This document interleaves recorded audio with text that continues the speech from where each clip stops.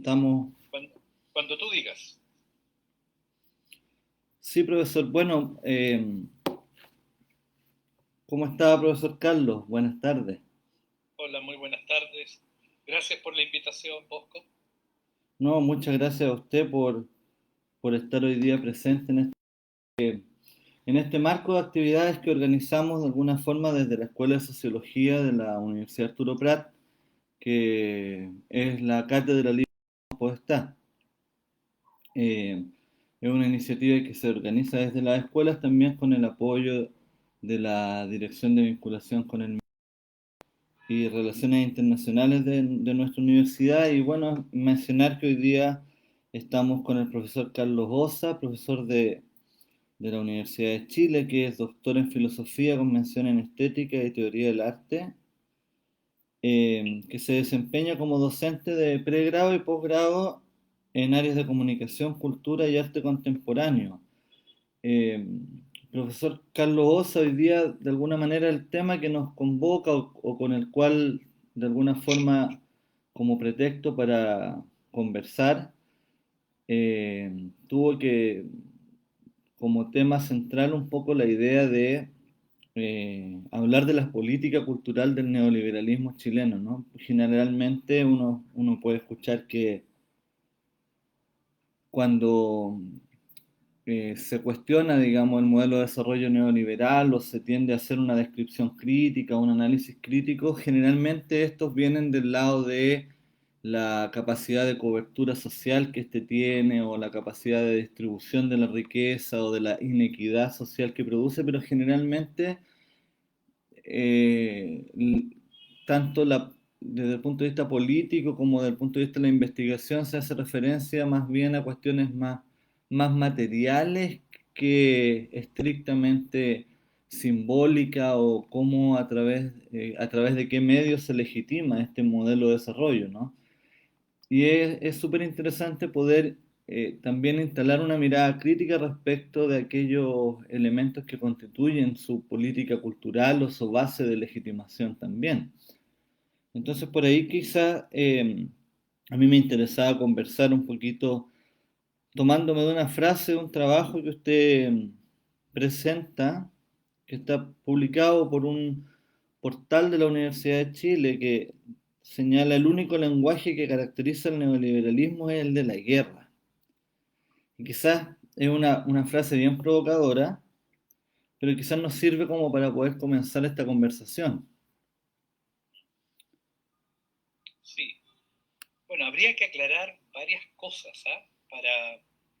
Para evitar reduccionismos respecto a lo que tú señalas ante la manera de cómo se puede reflexionar o qué es lo que se puede decir que sea significativo respecto a este nombre tan voluminoso, tan a veces pretencioso, de políticas culturales. ¿Sí? Y por otro lado, ¿en qué sentido referimos que la guerra en el imaginario del neoliberalismo no opera con una acepción literal? Tiene que ver más bien con la perspectiva que planteó en su momento Chantal Mouffe cuando habla justamente de cómo toda la sociedad occidental ha desarrollado un modelo de convivencia que se funda esencialmente en el antagonismo, tratando de eliminar el conflicto para hacer triunfar a una de las fuerzas que está en el conflicto por sobre las otras, más que reconocer que el conflicto es insuperable, porque es la base constitutiva sobre las cuales se ha construido la sociedad occidental. Entonces, hay una especie como de ilusión política en creer que se resuelve la tensión de una sociedad cuando se elimina el conflicto, cuando en rigor la dinámica estructural de la sociedad es el conflicto.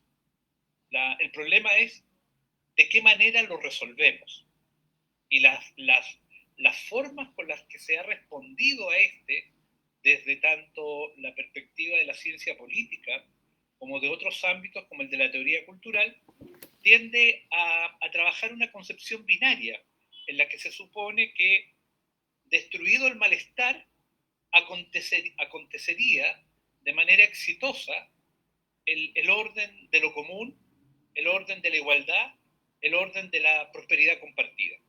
Y en ese marco, entonces, yo diría que deberíamos hacer un giro en el sentido de hablar más de las políticas de distribución del conocimiento más que de políticas culturales. Puesto que hay tres cuestiones sobre las que habría que llamar la atención respecto a este problema.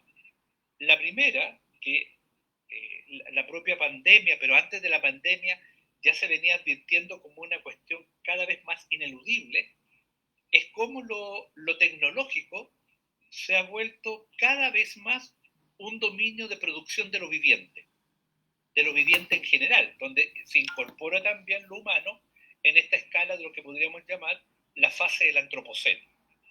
La segunda cuestión está vinculada con el hecho de que, a pesar de la crítica clásica a las sociedades industrializadas y postindustrializadas, que vienen de la larga tradición de la sociología crítica, de la Escuela de Frankfurt, de los estudios culturales, los modelos de informatización y digitalización actuales no conllevan necesariamente que todo es reducido a mercancía. Vaya paradoja de un modelo que supuestamente pretende a través de la información configurar la práctica de la vida cotidiana, empujándola, como recordaremos, decía Paul Bourdieu, hacia la economización de todas las esferas de la vida. Pero curiosamente, el modelo de la informatización no puede mercantilizarlo todo, puesto que en su interior se abre a una dinámica litigante, beligerante y transformadora. Y el tercer aspecto que tiene que ver con el inicio de tu pregunta es algo que recién estamos discutiendo y que se podría más o menos describir bajo el nombre de la algorithmización de la cultura. Y que no refiere solamente a la reducción de lo simbólico a diseños programáticos, a unas nuevas concepciones de cómo circula el imaginario de los individuos y de los colectivos a través de las plataformas, o la manera en cómo se ha generado una nueva propensión a lo identitario mediante el uso de las redes sociales, cosas que ya venían hace rato discutiéndose. No, más bien tiene que ver con algo que con mucha agudeza, ya en la década de los 90, planteó el propio Bill Gates cuando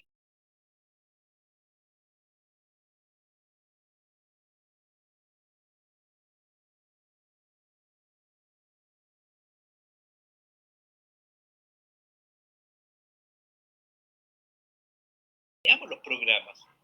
No determinamos su estructura, ni tampoco su propiedad. Fundamentalmente, funcionamos con ellos en atención al acceso a contenidos. La sociedad contemporánea, se podría decir que desde el punto de vista cultural, es una sociedad fuertemente tramada por el consumo de contenidos. Y ese consumo de contenidos, de alguna manera, ha suspendido la relación precaria, medianamente organizada o altamente elaborada, cuando hablamos de circuitos de artistas o de intelectuales, con con las formas de representación. Entonces, la cultura contemporánea, bajo el principio digital, se podría decir que es una cultura rica en acceso a contenidos, pero extremadamente pobre en participación, en producción de modelos de representación. Y ahí entonces se pueden colocar e identificar probablemente muchas de las tres crisis que más se han destacado desde los años 80 en torno a este fenómeno. La crisis de la historia, la crisis del sujeto y la crisis de la realidad, que en el fondo son las tres grandes estructuras que, atravesadas por la contingencia, han sido demolidas y desde las cuales ya no podemos decir ni tampoco defender ciertas escalas valóricas, ciertos conceptos de orden o incluso ciertas ideas de democracia y de reconocimiento. Entonces, si lo miramos desde esta perspectiva, nunca como ahora la cultura es tan importante en la construcción de la dimensión simbólica de la política, allí donde, como tú bien señalabas, en el momento en que el neoliberalismo se apropia de la política, efectivamente la reduce a una esfera de reestructuración material de las cosas. Ingreso, cálculo, proyección, renta, costo, beneficio, distribución. Asumiendo que la propia economía es también una, ¿cómo se podría decir? Es una estructura simbólica, puesto que la mitad de sus conceptos se anclan fundamentalmente en los deseos y en los anhelos humanos, y no necesariamente en las prescripciones que cierto dogmatismo economicista cree que están firmemente anclados en las leyes naturales, que siguen sometiendo a los individuos a determinadas prácticas. Yo diría entonces que hay, hay un aspecto interesante que debemos reconocer.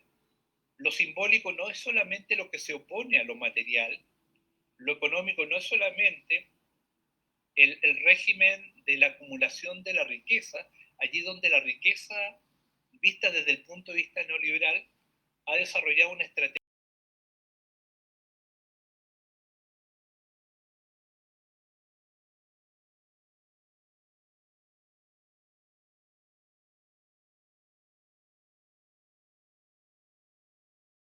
importante de la propia economía neoliberal, tiende a una desmaterialización del mundo, tiende a generar contenido, pero un contenido cada vez más fuertemente abstracto. Entonces, es una economía que opera con los mecanismos semióticos de la cultura.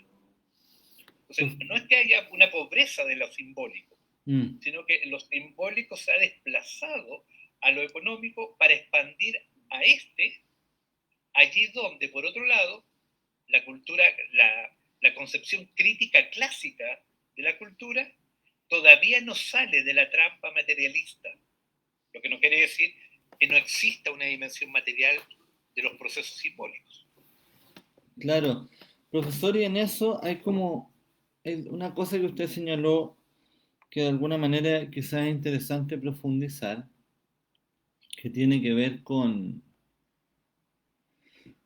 el problema de la información, la cultura y por ahí como también el tema como de la producción intelectual, ¿no? Y últimamente yo creo que cada vez más se ha ido viendo como con más fuerza esta como crítica que se le viene haciendo a estas dinámicas de producción muy aceleradas de lo que se denominan como los papers, ¿no? Estos indexados en revistas como Cielo, Scopus, bueno, un círculo de producción científica a través de revistas académicas como indexadas en alto rango, ¿no? Y lo que vamos viendo es una proliferación de revistas y cada vez más artículos y también como una cierta tendencia a una transformación en la misma estructura en que se está escribiendo hoy día. Se están escribiendo los artículos científicos cada vez más cortos, en estructuras cada vez más homogéneas respecto de cómo se debe escribir en ellos, ¿no? ¿Cómo observa usted en este gran concepto quizás de una política o de un discurso cultural del neoliberalismo el rol, no sé si decir de los intelectuales en general, pero sí de aquel ámbito que tiene que ver con la producción de un cierto conocimiento certificado, ¿no? O un cierto conocimiento que está de alguna manera operando como en los circuitos más oficiales del pensamiento científico? Es compleja tu pregunta porque tiene varias ramificaciones. Sin el ánimo de simplificar, digamos que esas llamadas concepciones culturales del neoliberalismo apuntan menos al control de los saberes, a censuras narrativas o enclaustramientos ideológicos. En ese plano, hay que reconocerlo, es bastante plural, es muy abierto, es muy dinámico, puesto que su objetivo no está en lo que podríamos llamar son las prácticas de las sociedades del control, que caracterizaron también a las modernidades, de la segunda mitad del siglo XX, sino que fundamentalmente se trata de tener un papel soberano sobre las instituciones, sobre todo tipo de instituciones. Y entre ellas, obviamente, en la dirección en la que va tu pregunta, una institución fundamental es la universidad, porque la universidad, por un lado, al igual que el museo, como decía Agamben, es el único lugar donde realmente vive el pasado en un diálogo con el presente. Es decir, vive un poco el sentido y el propósito con el cual le damos nombre a las cosas que organizan la realidad, atendiendo tanto a su tradición como a la ruptura con esa tradición. Entonces, ¿qué ocurrió? Si volvemos al argumento anterior, que hace más bien alusión a que esta es una cultura de la profusión exacerbada de los contenidos, tiene absoluta lógica que aparezca una modalidad de trabajo intelectual y académico llamado el paper. Y de hecho, uno podría decir que el paper no es el problema. El problema es que se lo convierta en la única forma de producción y de circulación del conocimiento, incluso para áreas que históricamente han tenido que recurrir a otros modos, a otros objetos, a otras racionalidades, a otras sensibilidades para construir el saber. Entonces, lo que uno podría decir no es discutir el paper, es más bien discutir lo que el paper encarna como una institucionalización homogenizante del saber, allí donde incluso, aunque fuera la única práctica dominante, el paper no tiene ninguna posibilidad de homogenizar el saber. Entonces se termina instalando como una política que luego de un tiempo en el que la propia institución universitaria la acepta, cuando empieza a ver que la ahoga o sencillamente la acorrala, empieza entonces a rebelarse contra ella. Hace 10 años, la mayoría de los académicos no discutían el paper. Hoy día tú vas a encontrar que transversalmente, en todas las áreas de la enseñanza universitaria, no se lo considera el único. Y en muchos casos se interpela que pretenda ser el protagonista esencial de las modalidades tan heterogéneas que las comunidades intelectuales tienen de generar conocimiento. Si en el fondo una de las características de la cultura es que la cultura es un concepto que lo que hace es tratar de designar el conflicto simbólico que implica la pregunta por cómo vamos a estar juntos, para qué vamos a estar juntos y de qué modo vamos a conversar ese estar juntos. Y es obvio, la propia universidad en su diversidad de saberes, de metodologías, de autores, de bibliotecas, demuestra que es totalmente inviable construir una narrativa uniforme y vertical a esas preguntas. Entonces, lo que ha entrado en crisis ahora es por llamarlo así, administración institucional de la circulación.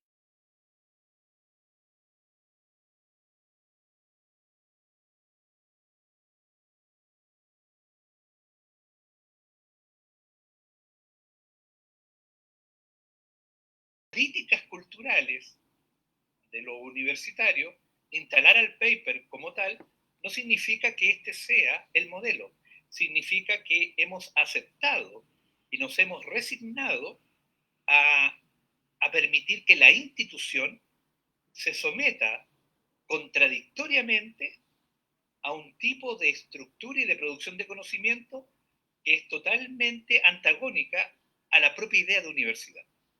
Mm. Y por tanto, de trabajo intelectual y académico. Sí, porque por ahí un poco la idea de una de las... Por ahí yo estaba revisando un trabajo que hablaba fundamentalmente sobre cómo finalmente en sí mismo, claro, como bien señala usted, el problema no es el paper, viene de alguna manera a reproducir una cierta dinámica que tiene que ver con una fragmentación infinita, ¿no? O una hiperespecialización que no es propia del paper, sino más bien es como la dinámica de hiperespecialización que el mundo como comillas científico se ha ido dando a sí mismo para poder funcionar en este contexto. Y por ahí se aleja un poco esta idea de universidad que apela como a la idea de lo universal. Entonces pareciera ser que de repente ahí la producción de saberes o de conocimiento, la universidad no es capaz, pareciera ser, de reunirla nuevamente para construir un relato, ¿no? Y ofrecérselo a la sociedad. Claro, pero por otro lado nos encontramos con la paradoja de que la fragmentación no podría verse exclusivamente como un perjuicio de la propia práctica universitaria, porque si lo miráramos hegelianamente, la única forma de acceder a la totalidad es a través del fragmento. El asunto sería hoy la discusión respecto a con qué tipo de fragmento estamos trabajando, que a lo mejor nos permite el acceso a una totalidad que no es más que un hiperfragmento. Mm. Y ahí Sí. entonces, ahí viene nuevamente la cuestión de nunca los términos son definitivos en esta discusión. Nunca son oposiciones cerradas, universal versus fragmento. El fragmento puede ser la posibilidad del universal, pero el universal que finalmente estamos cultivando puede ser, como tú decías, no el que necesitamos hoy día para dialogar con la universidad.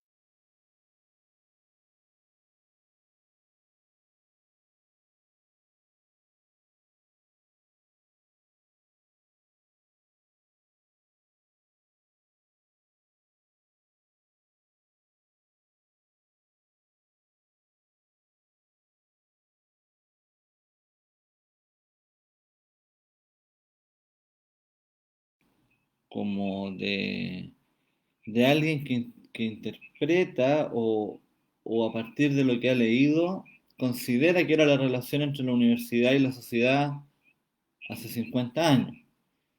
Pero finalmente es interesante poder profundizar un poco en, en cómo usted ve, ¿no? Esta relación que hoy día establece el mundo del saber o esto donde hoy día se aloja el saber, ¿no? Que es el espacio universitario o uno de los saberes, porque a mí me parece que es más bien, tiene que ver con uno de los saberes, eh, cómo está de alguna manera dialogando con la sociedad en términos reales, ¿no? O quizá existe un no diálogo, porque lo que uno ve por un lado fuertemente es la instalación de un discurso institucional a nivel no solamente de país, sino regional, respecto de la importancia de la vinculación de la universidad con las comunidades. Pero por otro lado, cuando uno observa la práctica como académica, por lo menos en las ciencias sociales, en la literatura, cuando uno revisa, por ejemplo, los textos de Castells sobre la cuestión urbana y cómo de alguna manera la universidad estaba vinculada en un ámbito mucho más orgánico como con los grupos sociales, hoy día pareciera ser que eso como que ha ido tomando una distancia significativa y más bien hay como un relato de la relación de la universidad con la sociedad más que una relación en sí mismo, ¿no? Es que la relación de la universidad con la sociedad es siempre una potencia, no un destino. Entonces algunos han querido forzar la idea de que esa potencia está desposeída y por tanto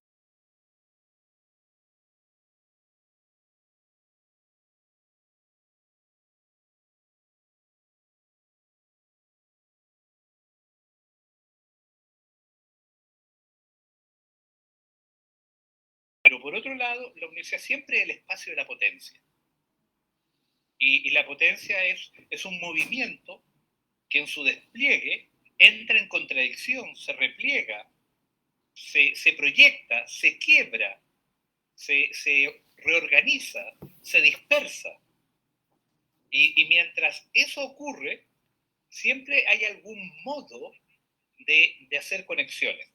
El asunto es que hoy día estamos, a mi juicio, erróneamente pensando a la universidad como si fuera una función y no una estructura de la realidad. Cuando la universidad es una estructura de la realidad y entendemos que la sociedad es el modo de hacer posible esa estructura, podemos entonces decir que lo que vincula a la universidad con la sociedad es el hecho de que ambas participan de algo llamado la potencia de lo común. En cambio, ¿qué ha ocurrido con las reformas a la universidad en el contexto occidental? Se ha sustituido la potencia de lo común por la acreditación de lo flexible. Y se ha sustituido entonces, allí donde la potencia de lo común propone la autonomía de los semejantes, por aquello que en la acreditación flexible se trata fundamentalmente de la contabilidad de los clientes. Entonces, aquí hay un antagonismo que está en la base y en el corazón de lo que deberíamos resolver si nos interesa efectivamente el debate cultural y político que siempre implica la universidad. Esta tensión entre la autonomía de los semejantes versus la rentabilidad de los clientes.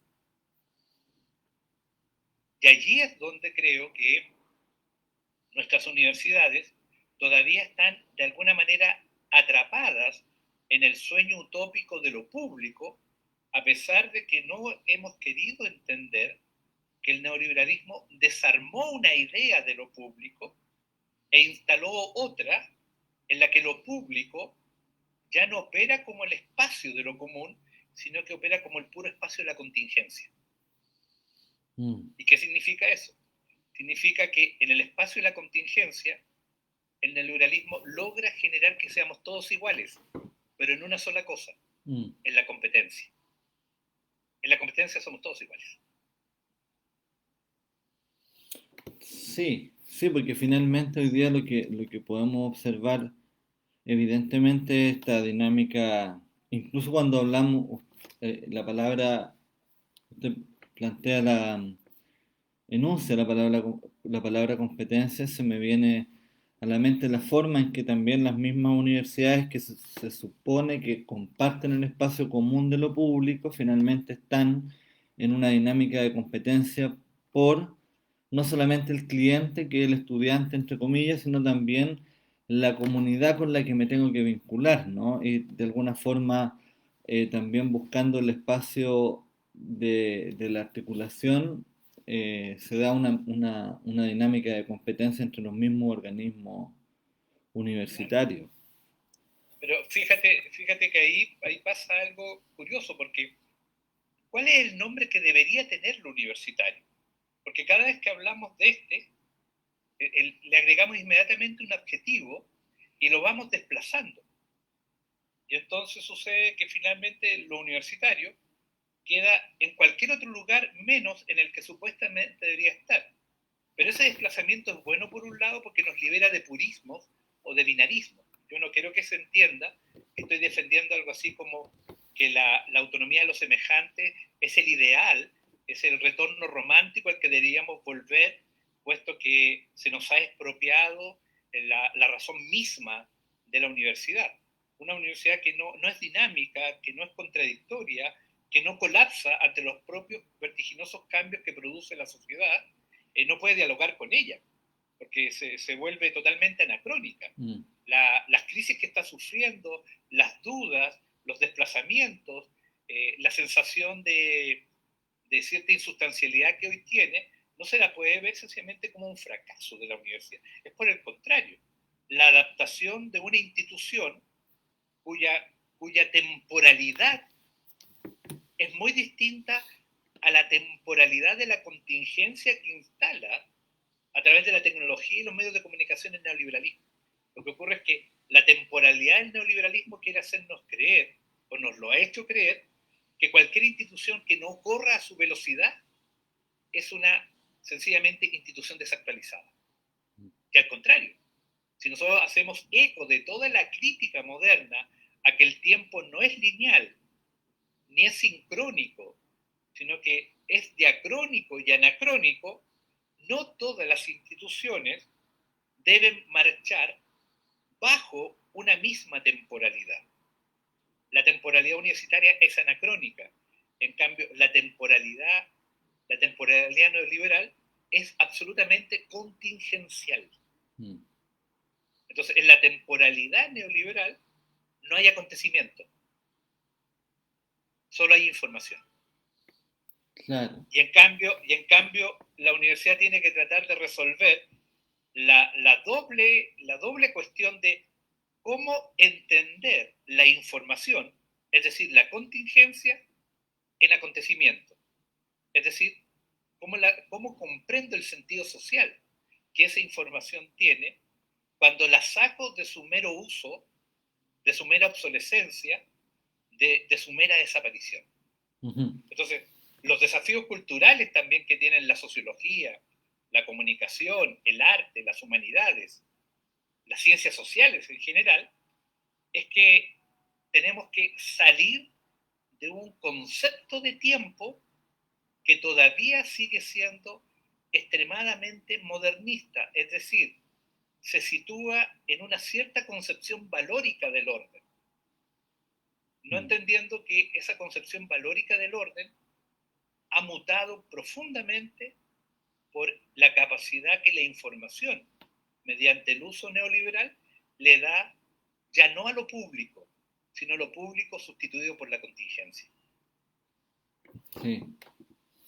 Sí, bueno, en realidad es bien difícil de, no de comprender, sino de asimilar, incluso en gente que relativamente como joven, yo me autoasigno a esa juventud, digo, qué complejo es poder entender cómo finalmente no nos logramos acomodar a las dinámicas que el mismo modelo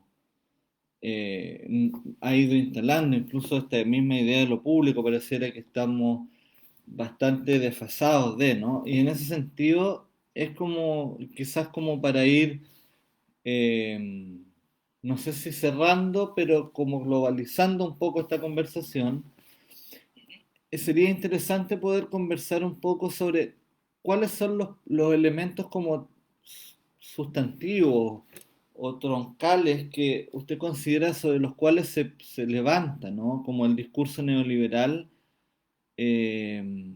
como la subjetividad de los chilenos, ¿no? Incluso este mismo concepto que usted instala que tiene que ver con la idea del tiempo, ¿no? Y de la contingencia que también tiene que ver como con la rapidez, con la inmediatez, que son cuestiones que de alguna manera están instaladas como imperativos funcionales para todos, ¿no? Eh, y que de alguna manera es interesante conversarlo, aunque sean pocos minutos, porque a veces eh, estamos tan involucrados en la dinámica cotidiana que nos cuesta detenernos a mirar sobre qué conceptos y discursos estamos funcionando, ¿no?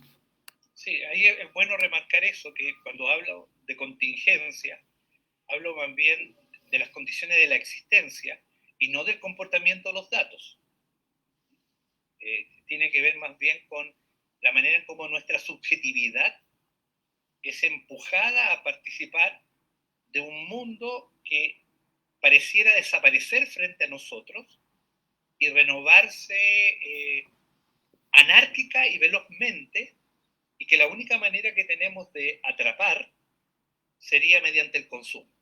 Ahora, a propósito de lo que tú señalas, a mi juicio, y esto puede ser tremendamente errático lo que voy a decir, en esto uno nunca puede promover ni fórmulas ni sentencias definitivas, pero a mi juicio habría cuatro dimensiones para poder intentar responder a la pregunta que tú haces, que se puede abrir y que implica un rico debate en muchas direcciones. La primera cuestión es que el neoliberalismo no es un sistema económico. Es la primera cosa. El neoliberalismo es llevado en el sentido más estricto y radical de una sociología de la modernización. Sería fundamentalmente eso, una modernización de la vida cotidiana. En función de aquello, de una modernización de la vida cotidiana, implica introducir la vida cotidiana ya no en el puro campo de la producción, sino que en el campo de la subjetividad y del deseo. Y como consecuencia de esa introducción de lo cotidiano, ya no en el mero espacio de lo productivo, sino que también ahora de lo simbólico, de lo erótico, de lo sensitivo, de lo afectivo, de lo personal, de lo impersonal, de lo normal, de lo anormal, de lo binario y también de lo tridialéctico, como le gustaba decir Lefebvre, nos instalamos entonces en un nuevo concepto de individuo, que no tiene nada que ver con la noción de individualismo, que termina siendo la caricatura del sujeto egoísta, con el que habitualmente se replica esta figura. No, el individuo como aquel que solamente imagina el orden de la vida bajo una concepción nihilista del presente. Entonces, curiosamente, el sujeto neoliberal es un sujeto que para poder vivir el éxito que le reclama la condición neoliberal, tiene que renunciar a todas aquellas estructuras valóricas que las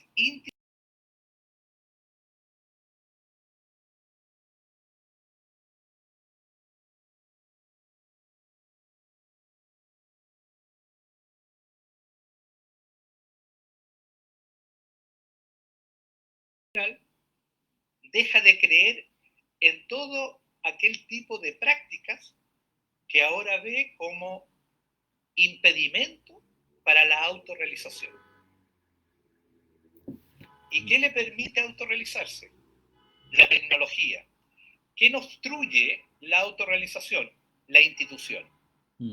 Entonces, visto así, erróneamente, no es que ese sujeto se haya vuelto infame o salvaje, no. Es que el relato de la libertad, es decir, de la autorrealización, se le ofrece la tecnología y no la institución.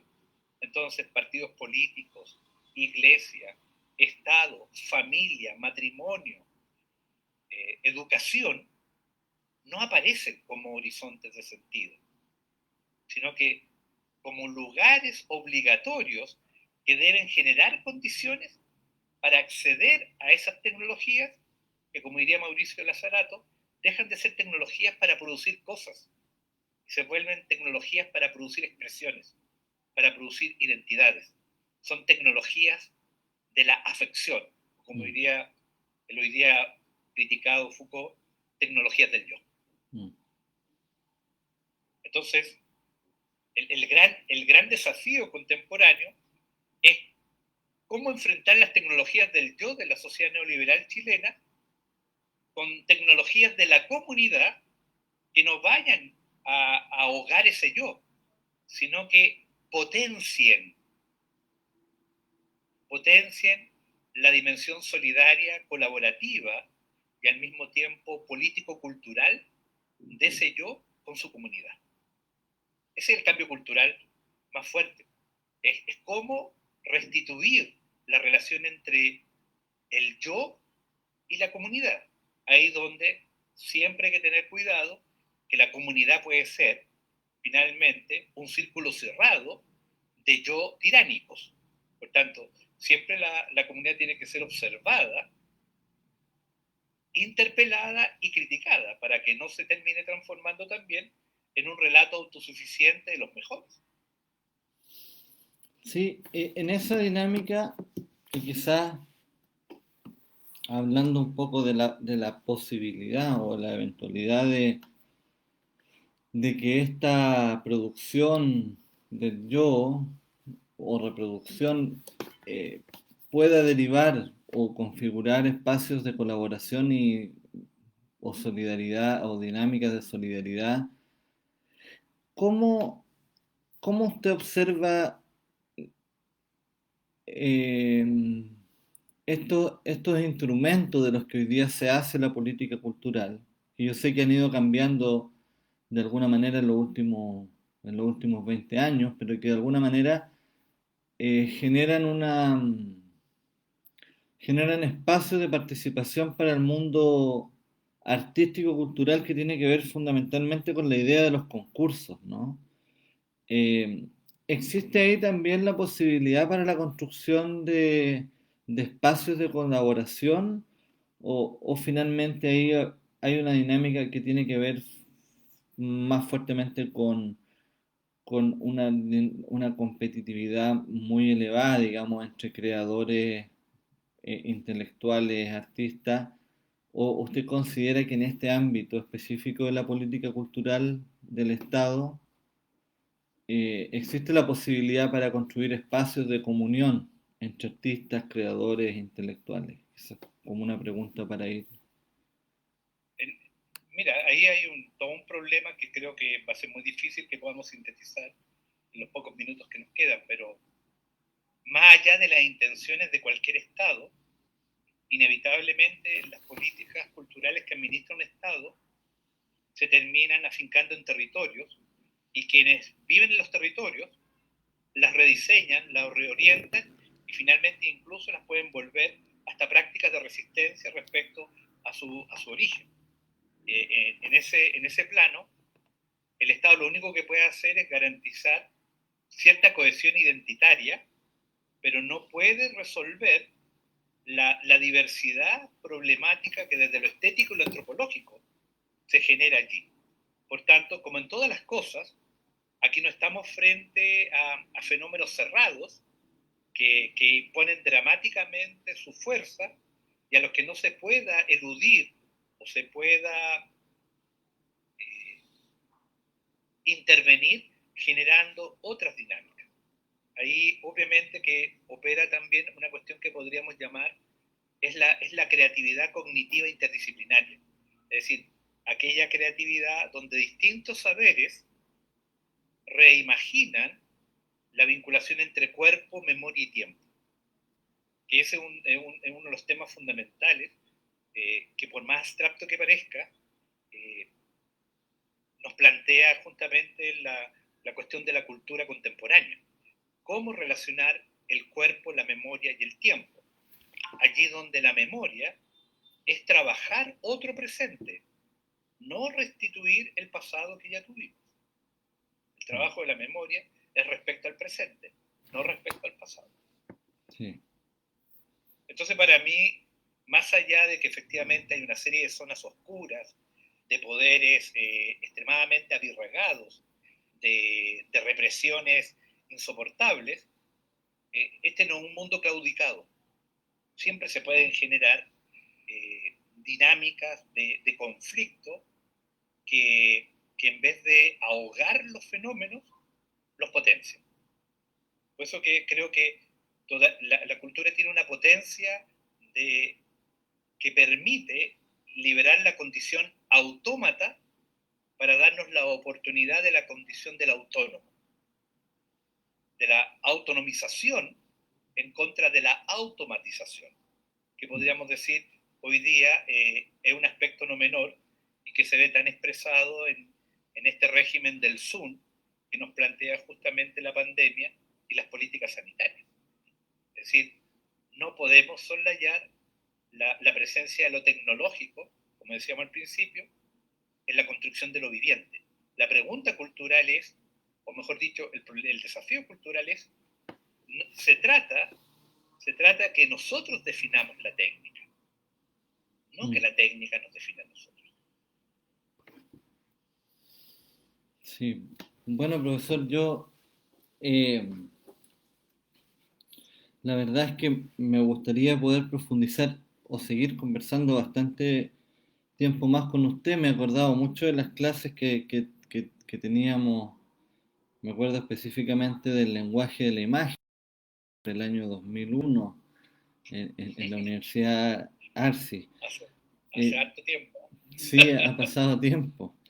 Y bueno, yo le quiero agradecer, la verdad ha sido bastante, ha sido un placer estar conversando con usted en estos casi 50 minutos de lo que hemos denominado esta como conversación sobre la política cultural del neoliberalismo en Chile, que mencionar que se hace en el marco de lo que la Escuela de Sociología ha definido como la Cátedra Libre Juan Podestá, y mencionar que no, el 30 de septiembre vamos a estar, el colega Héctor Solorzano va a estar entrevistando al profesor Valero Matas.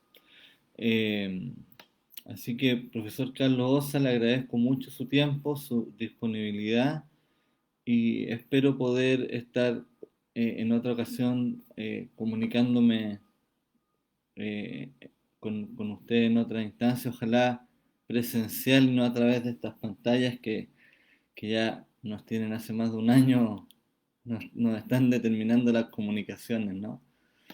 Sí, yo, bueno, Bosco, agradecerte. Ha sido una conversación muy animada. Pido disculpas por lo inconcluso que pueden haber sido varios temas, pero en el desarrollo de ideas siempre uno tiende más bien a abrir las cuestiones que a tratar de concluirlas con determinadas definiciones o proclamas definitivas. Agradezco insistentemente el espacio y también la consideración y la deferencia que me han dado tanto tú como la universidad para poder conversar de estos temas y tal como tú decías, espero que nos podamos volver a ver en otras circunstancias. Muchas gracias y muy buenas noches. Ya. Sí, gracias, profesor, que esté muy bien. Bueno, chao, que Hasta estén muy luego. bien. Chao.